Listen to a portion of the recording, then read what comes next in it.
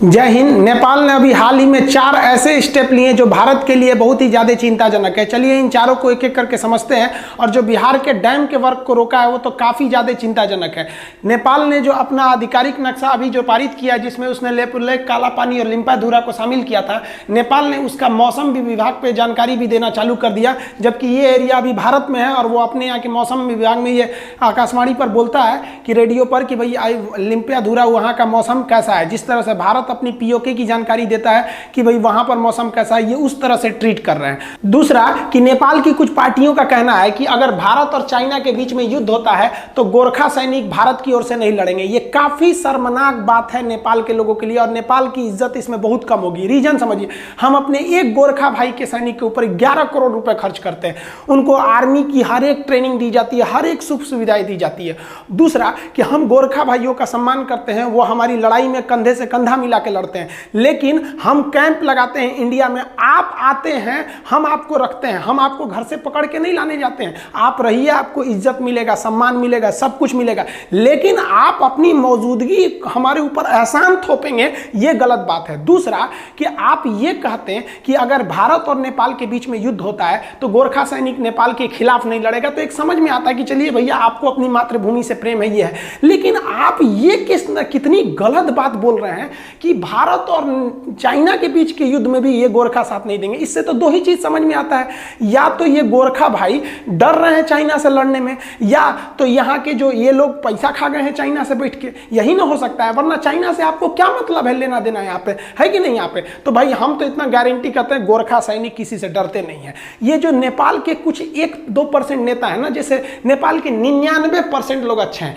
लेकिन 1-2% जो है ना वो चाइना का पैसा खा गए हैं। अब देखिए, हमारे यहाँ ऑर्केस्ट्रा आता है ना, तो जो नचनिया को ज्यादा पैसा खाएगा ना, उतने ज्यादा वो ठुमका लगाएगी। तो कुछ नेपाल के लोग ठुमका लगा रहे हैं, पैसा खाए हैं, कोई दिक्कत नहीं, उनको ठुमका लगाने दीजिए। आपको अगर भारत से प्रॉब्लम था तो आप ये स्टेटमेंट देते ना कि गोरखा सैनिक भारत का साथ ही नहीं देंगे। लेकिन आपने स्पेशली कहा कि गोरखा सैनिक चाइना के युद्ध में भारत का साथ नहीं देंगे, मतलब बाकी के युद्ध में दे देंगे, चाइना से होगा तो साथ नहीं देंगे। भैया, गोरखा सैनिक क्या चाइना से हम लोग लाए हैं? हम लोग उनको ट्रेनिंग दिए हैं। ऐसा नहीं होता है कि कोई सैनिक पेट से पैदा होता है, उन्हें ट्रेनिंग, हर चीज, सुख सुविधाएं दी हैं हम लोगों ने। और आप इस तरह से स्टेटमेंट देंगे, इसका मतलब आप खुलेआम बिके हुए हैं। हम तो समझते थे कि नेपाल किसी का गुलाम नहीं बना था, ससुरा 2020 में आके चाइना का पैसा से गुलाम बन गया वो। तीसरी बात, जो नेपाल है ये एक विचार कर रहा है एक अपनी संसद में कानून लाने की, नागरिकता सुधार कानून के तहत, जिसके तहत कहा जाएगा कि जो भारत की लड़कियां हैं वो नेपाल में जाके जो शादी कर ली जाती हैं तो उन्हें नेपाल की नागरिकता दी जाती है। इस पे संशोधन किया जाएगा। अब इस संशोधन के बाद अगर ये पारित हो जाता है तो भारत की लड़की जो इसकी शादी नेपाल में होती है, नेपाल के लड़के से, तो उसे 7 साल तक नेपाल में रहना पड़ेगा, उसके बाद उसको नागरिकता दी जाएगी। मतलब जो बेटी और रोटी का रिश्ता है ना, ये नेपाल की ओर से खत्म किया जा रहा है। नेपाल की जनता इसमें समझिए, इसमें आपके किसी एक पार्टी का फायदा हो रहा है, केवल भारत से लड़ाई करके कुछ फायदा नहीं होगा। आप एग्जांपल देखिए कि भारत से जो सामाने की सप्लाई है वो जाना बंद हुई है, अभी थोड़ा बाधित हुआ है। तो आपके यहाँ जो नमक है ना, वो इंडिया के हिसाब से 60 रुपया किलो बिक रहा है। यानी अगर इसको नेपाली रुपया में जोड़िएगा ना तो आपको 100 रुपया किलो नमक मिल रहा है। सोचिए, अभी तो हम लोगों ने कुछ किया ही नहीं, अभी तो कुछ एक्शन ही नहीं लिया गया। यहाँ पर इतना बुरा स्थिति आएगा ना कि वहां की जनता को भुगतना पड़ेगा। अब तब कुछ नहीं होगा, क्योंकि चाइना जिसको पैसा दिया है ना, इतना पैसा से कमजोर कर देता है कि आपको 2020-21 में गुलाम बना लेगा और मतलब इतना कमजोर कर देगा। पाकिस्तान को देखिए ना, पाकिस्तान को तो ऐसा लगता है जैसे वो चाइना का रखेल है। चौथी और सबसे अजीब खबर यह है कि नेपाल इस बार जो बिहार के चंपारण जिला में स्थित गंडक बैराज है, इस गंडक बैराज के मरम्मत के काम को रोकवा दिया है। अब बताइए, बाढ़ आने का समय आ गया, बरसात का समय, बिहार डूब जाता है बाढ़ में, और गंडक बैराज को बनाना एकदम जरूरी है, उसकी रिपेयरिंग जरूरी है, और उसको रोक दिया है। तो पहले आप बांध और बैराज में अंतर समझिए। बांध को इंग्लिश में डैम बोलते हैं, बैराज तो बैराज है।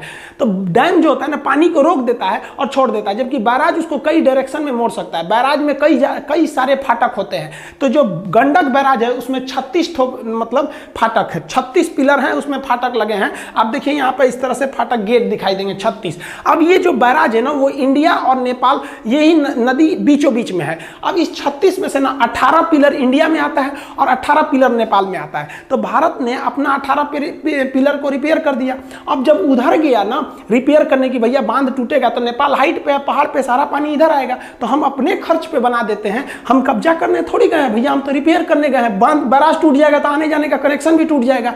तो वहां नेपाल ने बैरिकेडिंग लगा दी, कहीं कि हमको गवर्नमेंट से परमिशन नहीं है। अब बिहार गवर्नमेंट केंद्र सरकार को भेज रही है। अब बताइए इतने छोटे से चीज के लिए, और वो भी कोई नया पहली बार थोड़ी हुआ है, हमेशा से ऐसा होते आया है कि बैराज को मेंटेन किया गया है बाढ़ के समय। अब जैसे ये देखिए नदी है गंडक नदी, आप अगर देखिएगा गंडक नदी में तो इसमें ये आपका बैराज है गंडक बैराज, इसमें से 18 ठो इंडिया की ओर है, 18 ठो नेपाल की ओर है। तो इधर भारत हो गया, ये हो गया नेपाल। अब इस पर बैराज बना दिया गया। आप कहेंगे कि सर अगर इसमें बैराज बना दिया गया है तो फाटक लग गया है, तो इस नदी से किसी नाव को जाना होगा तो कैसे जाएगी? तो उसके लिए एक साइड से आर्टिफिशियल नदी बनाई जाती है और यहां से क्रॉस करके इस नदी को इसमें लेके चले जाया जाता है। तो ये बैराज को बनाने में क्या जाना था भैया, ये तो बॉर्डर एरिया है, इधर पे नेपाल है और इस साइड में भारत है। रिपेयर हो जाएगा तो क्या मतलब बन जाएगा? आपको इससे क्या प्रॉब्लम है? इसका मतलब ये बेनिफिट उठाना चाह रहे हैं कि आप ऊंचाई पे हैं, बाढ़ आएगा तो आप थोड़ी डूबेगा, ये ना डूबेगा भारत भी डूबेगा ना। जिस समय भारत ये सोचने लगेगा ना कि आप तो नेपाल भाई आप तो ऊंचाई पे हैं और उधर से पहाड़ है तिब्बत, वहां से आपका ट्रांसपोर्टेशन नहीं हो सकता है,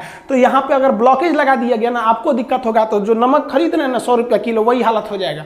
देखिए इसके लिए भारत भी कई हद तक जिम्मेदार है। 1947 से लेकर आज 2020 आ गया, आज भी हम अपनी नदियों को नहीं जोड़ पाए हैं। अगर हम अपनी नदियों को जोड़ देते तो ये समस्या ही नहीं आता। आप ये देखिए ये रेड कलर वाला नेपाल है, बाकी ये पीला कलर से ये वो राज्य हैं जो नेपाल से सटते हैं। उत्तराखंड हो गया, उत्तर प्रदेश, बिहार, पश्चिम बंगाल, सिक्किम। आज नहीं तो कल अब नेपाल पूरी तरह से चाइना के इशारा पर ठुमका लगा रहा है, उस हर राज्य में आपको अड़ंगा उत्पन्न करेगा। तो आप किसको किसको समझा दीजिएगा भाई? आप बारिश होता है तो पानी को थोड़ी रोकते हैं, आप छाता लगाते हैं यहाँ पर। तो हम लोग को पहले से रहना चाहिए कि हमारे पास जो इतना एक्सेस पानी आता है उसको हमको ड्रेनेज करने का व्यवस्था नहीं है। अपने पड़ोस में देखिए पाकिस्तान ने नहरों का जाल बिछा दिया। पाकिस्तान में इतनी नहर बना दी है अपने नदियों पर कि 1965 की लड़ाई में हमारे सैनिक जब घुसे थे सब इछुगिल नहर में, तो नहर में फंस गए थे सब। इतना ज्यादा उसने डेवलप किया अपने बांध को, खास करके उसने डैम पर काफी ज्यादा वर्क किया। और हम लोग ने क्या किया? कुछ नहीं। अब तक नदियां नहीं जुड़ी हुई हैं, बाढ़ आता है तो हजारों लोग मर के जाते हैं, बह जाते हैं, गांव का गांव बह जाता है। भारत सरकार को अपनी नदियों को जोड़ने के लिए 2 स्टेप लेना चाहिए। सबसे पहले हमारे पास यहां पर बंगाल की खाड़ी है, ये बंगाल की खाड़ी है और ये नेपाल है। आप बताइए ना, खुद से देख के बताइए बंगाल की खाड़ी और नेपाल के बीच में कौन सा दूरी है? और यहां बीच में गंगा नदी है। हम लोग को केवल लिंक करना है यहां से, ताकि एक्स्ट्रा पानी हो तो सीधे हम लोग निकाल सके, बंगाल की खाड़ी में समुद्र में चला जाए। लेकिन आज तक इसको भी नहीं जोड़ पाए हम लोग। तो ये तो एस्केप प्लान होना चाहिए कि अगर हमारे पास सरप्लस पानी हो गया तो कहां से भेज देंगे? सीधे चला जाए वहां पर, नदियों के रास्ते ना भेज के हमको यहां से कैनाल बनाकर भेजना चाहिए ताकि एक्स्ट्रा पानी निकल सके। दूसरा कि हम लोग को अपनी नदियों को जोड़ देना चाहिए, प्रॉपर नदियों को। जैसे उत्तर भारत जो होता है ना बाढ़ में डूब जाता है, जबकि आप दक्षिण भारत में देखिएगा महाराष्ट्र के एरिया में तो किसान बेचारे सूखा पड़ने के कारण सुसाइड कर लेते हैं। तो यहाँ सूखा है, वहां पे पानी है। अगर हम लोग इसको जोड़ देते तो ऊपर भारत के नदियां जो हैं वो बाढ़ नहीं आती, वो बेचारे बाढ़ से नहीं मरते और ये सूखा से नहीं मरते। यहाँ पर इकोनॉमी बर्बाद हो जाती है, बाढ़ की वजह से कोई फैक्ट्री वगैरह नहीं लगती है, कोई फसल बर्बाद हो जाती है और यहाँ की इकोनॉमी बर्बाद हो जाती है सूखा की वजह से। हम लोग इन दोनों समस्या को एक ही बार में सुधार सकते हैं, लेकिन आज तक क्या जुड़ पाया? नहीं जुड़ पाया। हमारे देश के अधिकारी लोग प्लान बना रहे हैं कि जेसीबी लगेगी खोदने में, 1 किलोमीटर खोदने में 18 लाख रुपया का खर्चा आएगा, काफी टाइम लगेगा। यहां से यहां तक नहरों को मिलाना है, इस नदी को उस नदी से। अरे भैया आप डेटोनेटर लगा के उड़ा ना दीजिए। देखिए हमारी सेना में जितने भी एक्सप्लोसिव होते हैं, बारूद होते हैं विस्फोट करने के लिए, हर चीज का एक्सपायरी डेट होता है। जैसे दवाओं का एक्सपायरी डेट होता है, बारूद बम का भी होता है कि भैया इस समय के बाद ये उतना अच्छा से काम नहीं करेगा।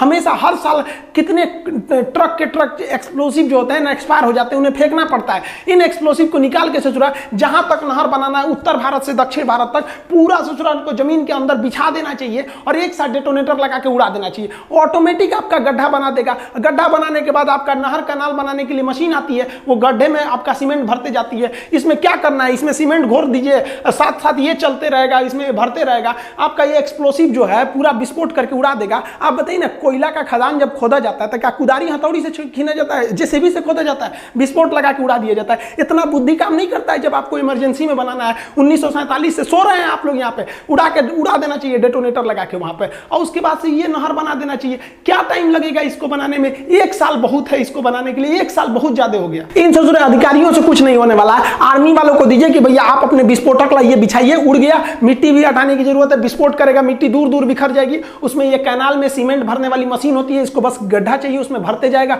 एक साइड से लगाइए, 200 गाड़ी लगाइए, इसको यहां से वहां तक एक ही बार में 1 महीना में कंप्लीट करके दे देगा। आर्मी को दे दीजिए। ये अधिकारी सब ससुरा सरकारी अधिकारी हो गए ना, तोन निकाल के बैठ गया ऐसा ऑफिस में, कुछ होने वाला नहीं है इन सबसे। हमारे देश में ना जब क्रिसमस का त्यौहार आता है तो पूरी दुकानें सज जाती हैं क्रिसमस के लिए, क्योंकि लोगों को क्रिसमस मनाना रहता है। ईद के समय रात रात भर दुकानें खुली रहती हैं, होली के समय तो पूरी की पूरी दुकानें सज जाती हैं। लेकिन बिहार में जब बाढ़ आता है ना तो आपको एक तो दुकान नहीं मिलेगी जहां इस तरह के लाइफ बोट मिल सके और लोगों की मासूम जिंदगी को बचा सके। यह दिखाता है कि हमारा समाज, हमारी सरकार त्योहारों को ज्यादा महत्व देती है, लोगों की जिंदगी से ज्यादा महत्व उनके लिए ये त्योहार है। हम ये नहीं कह रहे हैं कि त्योहार मत मनाइए, इसको और धूमधाम से मनाइए, लेकिन ये ज्यादा जरूरी है जान बचाने के लिए।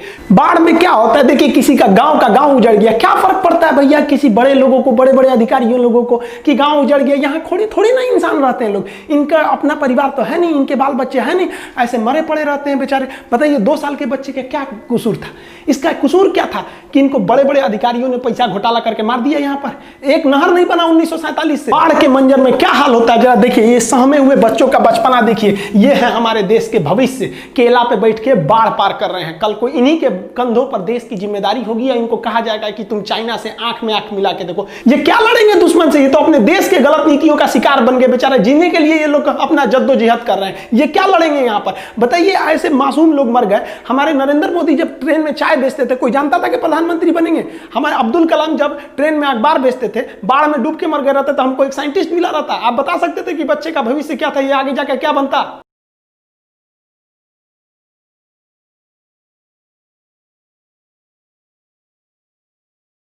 जब चुनाव होगा तो 18 हेलीकॉप्टर घूमेंगे, लेकिन जब बाढ़ आएगा तो एक हेलीकॉप्टर भेज दो जी, कोई डूब गया होगा निकाल लेना। ये हाल हो गया हमारे देश का। हर साल बाढ़ आता है, हर साल। केंद्र सरकार से आ जाएगा 400 करोड़ रुपए, राज्य सरकार देगी 200 करोड़, आधा बीच में मार देंगे अधिकारी। कहा जाएगा कि हाँ भोजन दे दिया जा रहा है, उन लोग को फरवी चिवड़ा मुढ़ी दे दिया जाता है, खाओ। ये लोग आदमी थोड़ी होते हैं यार। इंडिया में गरीब की जिंदगी का कोई महत्व नहीं देते हैं लोग यहाँ पर। ये गलत बात है।